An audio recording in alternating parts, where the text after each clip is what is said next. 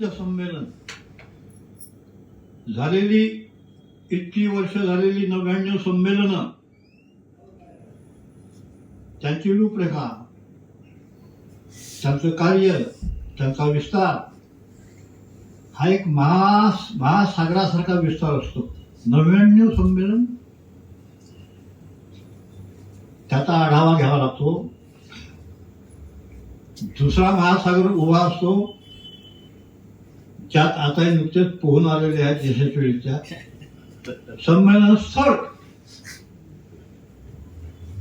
त्याचा इतिहास, त्याची परंपरा, त्याचा भवताल,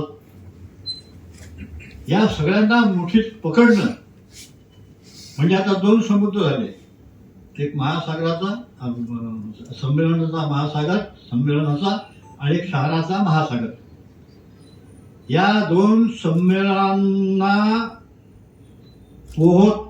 पोहून पार करणं म्हणजे माणसाच्या, त्या कलावंताच्या मनगटात किती बळ लागतं हे लक्षात घ्या.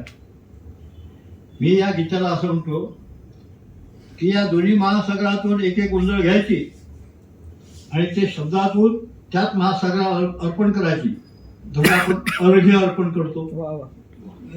तसं हे गीत म्हणजे या महासागरांना अर्पण केलेलं अर्घ्य आहे. अर्घ्य आहे. आणि माझी समजूत एकदम खरी ठरवली. गीत पाहिल्यानंतर मी म्हणू शकतो यांनी माझी समजूत खरी ठरवली.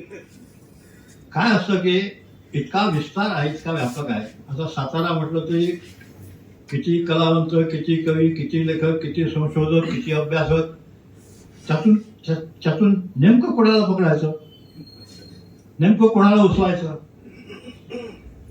जैसे शारदीची चंद्रकळे माझी अमृत कणको वळे, ते वेचिती मनोमवाळे चकोर तलगे. चकोर तलगे, यातून एक एक एक एक एक एक मुद्दा टिपणं ही म्हणजे तारेवरची कसरत असते. आता मी रयत शिक्षण संस्थेचं गीत लिहिलेलं आहे. रयते मधुनी नव्या युगाचा माणुसाचा घडतो आहे, वटवृक्षाच्या विशालतेचा मोह नवाला पडतो आहे. तर हे सगळं पकडताना वाघाला किती सर्कस करायला लागले हे माझं म्हणणं.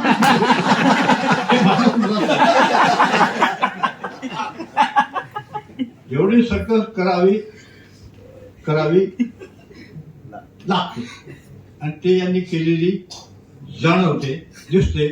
म्हणून या दोन्ही कलावंतांचं मनापासून अभिनंदन करतो. सरफरोशी की तमन्ना अब हमारे दिल में है, देखना है जोर कितना बहादुरी कातिल में है.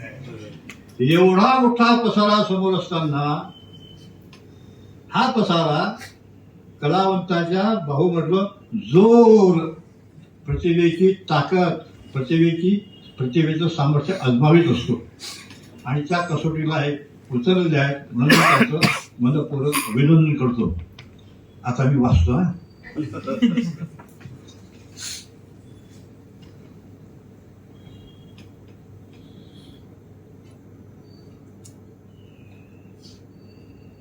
असे गीत लिहिताना झालेली संमेलनं आणि आज होत असलेल्या शहराचा इतिहास, परंपरा, वाङ्मयीन देणे विचारात घ्यावे लागते. त्या महासागरात आणखी भर घालावी लागते. धोम धरणाचे, कृष्णेचे, खरातांच्या आडगावचे पाणी उतावे लागते. मांडेशी बांगरवाडीच्या प्रादेशिकतेत कास पठाराची सप्तरंगी इंद्रधनुष्य साकारणारी फुलं फुलवावी लागतात.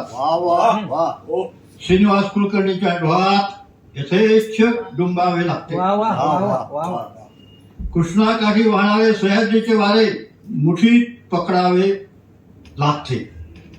स्वातंत्र्य लढ्यातील सत्याग्रहीला साहित्याग्रही बनवावे लागते. क्रांतिसिंह नाना पाटलांपासून मर्ढेकरांच्या सामान्य गणपत वाण्याची दखल घ्यावी लागते. प्रमोद कोपर्डेंच्या आतल्या आत खोल शिरावे लागते.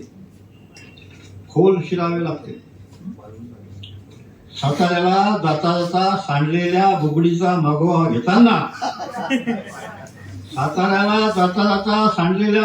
मागोवा घेताना जय रे महाराष्ट्र माझा असे शाहीर साबळ्यांच्या पहाडी आवाजात डब तुंतुण्यावर गावे लागते. वा.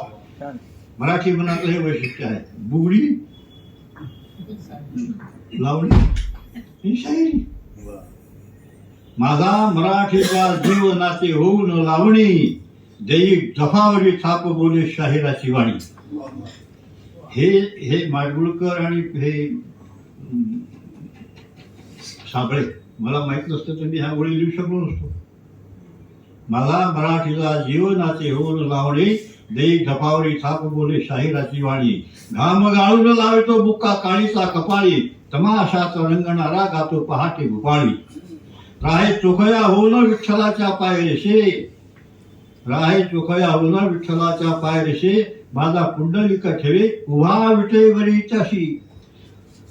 मस्तानीच्या सोबतीच बाजी होऊन रंगतो, दुश्मनाच्या सुनेलाही आई म्हणून बनतो. वा वा वा वा.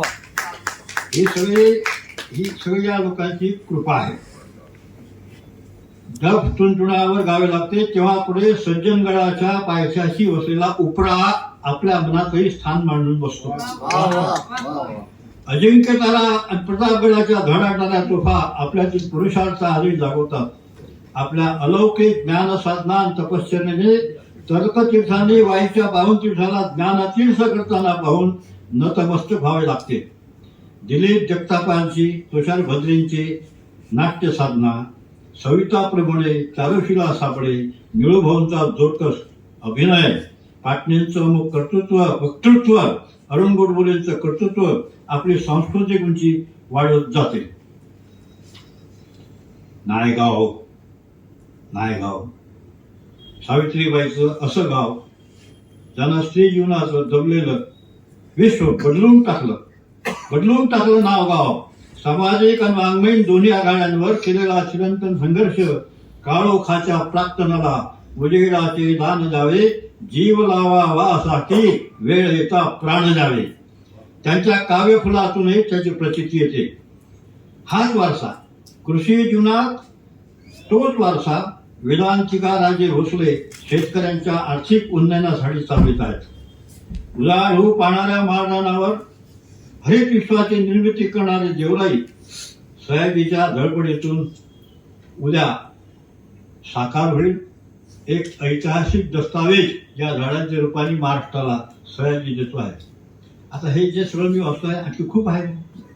त्यांनी बरंच पकडलं आहे, काही मी पकडलेलं आहे. हे पकडापकडी तेव्हा जमते, तेव्हा असं सुंदर गीत निर्माण होते. मी या दोघांचंही पुन्हा मनपूर्वक अभिनंदन करतो. तुम्ही नाटकात असा,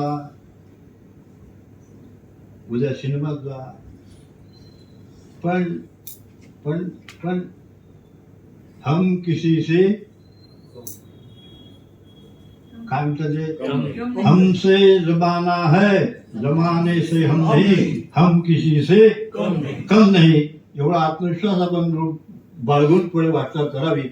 मला आपल्या सगळ्या दर्शनाचा, मी विठ्ठल आहे पण दर्शन झालं योग मिलिंद आणून दिला त्यांचे आणि महामंडळाचे मी आभार मानतो. थांबतो.